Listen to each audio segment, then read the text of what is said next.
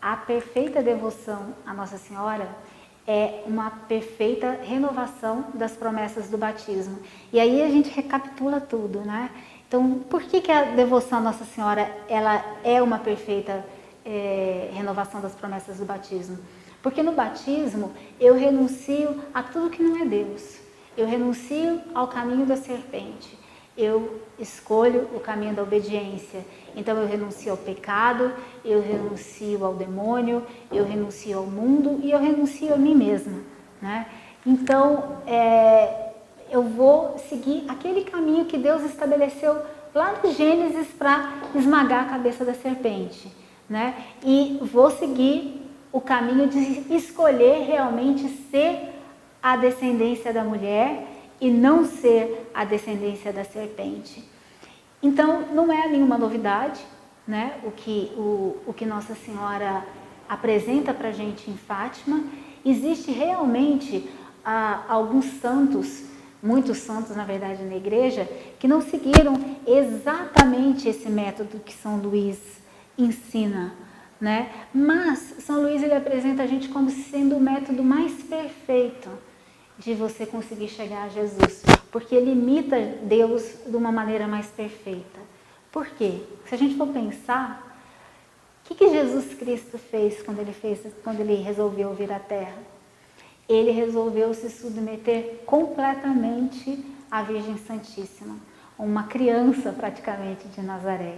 Ele se deixou formar no ventre dela, ele se encarnou no ventre dela. O lado humano de Jesus, ele é totalmente, tem todos os genes de Maria. Imitar a Jesus, se a gente quer se formar como um novo Cristo na Terra, por que não? Por que a gente tem essa resistência de se entregar realmente, de se entregar completamente nesse ventre dessa mãe tão amorosa que soube gerar o Verbo de Deus? Se ela soube gerar o Verbo de Deus, quanto mais não vai saber também gerar a nós. E não só Jesus se encarnou em Maria. Dos 33 anos que Jesus passou na Terra, 30 ele se submeteu à Santíssima Virgem. Ele morou na casa da Santíssima Virgem. Ele esteve com ela. Ele deixou-se ser educado por ela. Então, a devoção ao Imaculado Coração de Maria é a gente também se deixar ser educado por Nossa Senhora. É a gente realmente entregar toda a nossa vida nas mãos dela, seguindo perfeitamente o exemplo de Jesus, que morou com ela, que habitou com ela, que esteve ali com ela, quantos anos ali de convivência, quantas conversas, quanta entrega, quanto amor Jesus nos dedicou a Nossa Senhora. Então, se a gente quer seguir o ressuscitado, se a gente quer seguir Jesus, a gente precisa seguir o exemplo dele, que é nos colocando completamente, cegamente, como um bebezinho, a princípio, né, no ventre mesmo da Santíssima Virgem para ser formado e para depois nascer, crescer, ser educado e chegar realmente à plenitude do que nós realmente viemos nesse mundo para ser.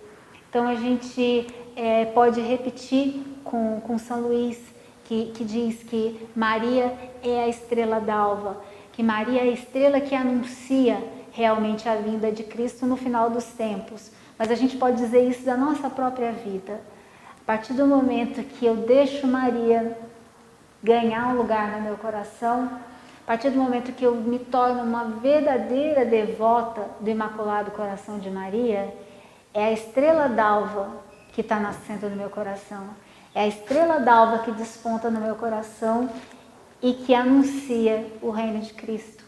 Então, o que a gente pode dizer com São Luís? Para que venha, meu Jesus, o seu reino no meu coração, que venha antes o reino de Maria.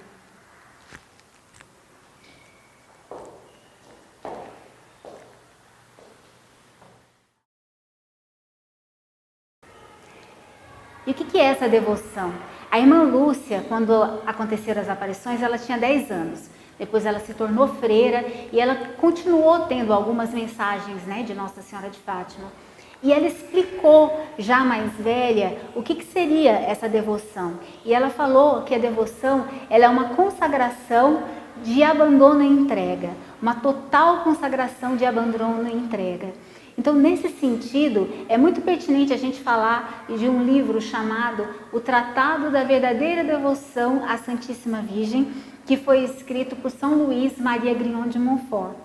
São Luís, ele era um padre que viveu no século XVII, um padre muito devoto de Nossa Senhora, e ele rodava toda a França, né, em missão, pregando o Evangelho. Então, lógico, em primeiro lugar, pregando o arrependimento, a conversão, e depois que ele fazia todas essas pregações, ele preparava a comunidade para consagração à Santíssima Virgem. E já no fim da vida dele, quando ele sofreu um atentado, São Luís ele era sofria batalhas espirituais muito pesadas, perseguições e tal. O demônio odiava São Luís, então perseguia ele de várias maneiras.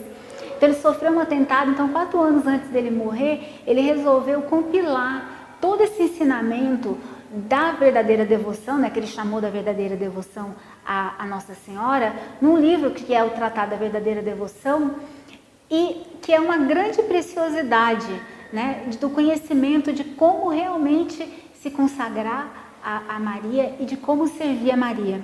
Esse título do livro, né, Tratado da Verdadeira Devoção à Santíssima Virgem, ele é um título posterior, porque o título original deste livro é Preparação para o Reino de Jesus Cristo. Esse livro ele ficou perdido por 100 anos. Durante 100 anos esse livro ficou perdido. E São Luís ele prevê isso, né? O livro, né, do tratado, ele é bastante profético em diversos pontos.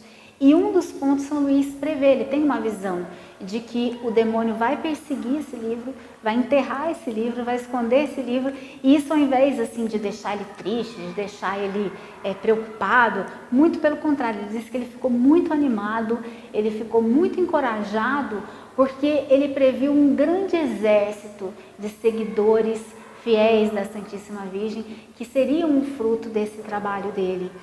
Mas durante esse período, né, que o livro ficou escondido, ele perdeu as primeiras e as últimas páginas. Então, o título original ele se perdeu e só foi descoberto depois. Mas é muito significativo que o livro que é considerado o livro, a grande obra, né, da devoção mariana, da consagração mariana, tem esse título, que é a preparação para o reino de Jesus Cristo. Isso diz muito, né? Porque o que significa verdadeiramente a devoção à Nossa Senhora? Significa você preparar o seu coração, preparar o coração para que venha o reino de Jesus Cristo, né? Para que esse reino de Jesus aconteça no coração. Então, São Luís, o que ele fala, né, especificamente nesse livro? Ele diz uma coisa muito interessante, ele fala: a salvação do mundo começou por Maria e é por ela que se deve consumar. Ou seja, Deus escolheu, Deus não precisava de Nossa Senhora para ter vindo ao mundo, mas Ele assim quis, Ele quis vir ao mundo por Nossa Senhora. E como Deus não muda, Deus não vai mudar a sua maneira de vir ao mundo, né? De voltar ao mundo. Então São Luís ele coloca de uma forma bastante profética que da mesma maneira que Jesus Cristo veio na primeira vez, na humildade, lá em Belém, nasceu numa manjedoura, ele veio pela Virgem Maria, nessa segunda vinda de Jesus Cristo, que vai ser uma vinda gloriosa, ele também virá pela Virgem Maria. Não vai ser outro meio, porque Deus não muda. Só que da mesma forma que da segunda vez ele vai vir glorioso, a vinda de Nossa Senhora também ela é gloriosa. Então, se a gente for pensar, em 1712, que foi quando São Luís escreveu esse livro, das 25 aparições de Nossa Senhora que são reconhecidas pela Igreja, tem muitas outras, né, aparições, que muitas outras provavelmente aparições verdadeiras, mas a Igreja é muito prudente, né? Então, das 25 aparições que são reconhecidas pela Igreja, quando São Luís escreveu esse tratado, só 3 aparições dessas reconhecidas tinham acontecido, nenhuma outra, né? E hoje a gente já tem 25 aparições. Então, se a gente pensar, a devoção à Nossa Senhora não é de maneira nenhuma uma novidade na Igreja, A gente viu no vídeo anterior que Deus lá no Gênesis estabeleceu como que ia completar o seu projeto de salvação. Falou lá desde o Gênesis que é através da mulher e da sua descendência. Ele falou no Apocalipse que existia a batalha entre a mulher e a serpente, né? Desde os primórdios da igreja, que a igreja reconhece Maria como a nova Eva, e o próprio Jesus, né, no alto da cruz, consagra, todos nós consagra a igreja a Nossa Senhora. Então, essa devoção a Nossa Senhora, ela não é de maneira nenhuma novidade. São Luís não inventou nenhuma novidade. O caminho de Maria, ele é um caminho eterno que foi estabelecido pelo próprio Pai. Mas a compreensão desse papel de Maria, ele foi evoluindo ao longo do tempo na igreja, e o grande mérito de São Luís é realmente compilar isso de uma forma, uma linguagem muito popular até, né? Uma linguagem muito fácil. Então ele dá o caminho das pedras ali, de como que a gente consegue chegar a Jesus Cristo, de como que a gente consegue chegar até a santidade por meio de Nossa Senhora.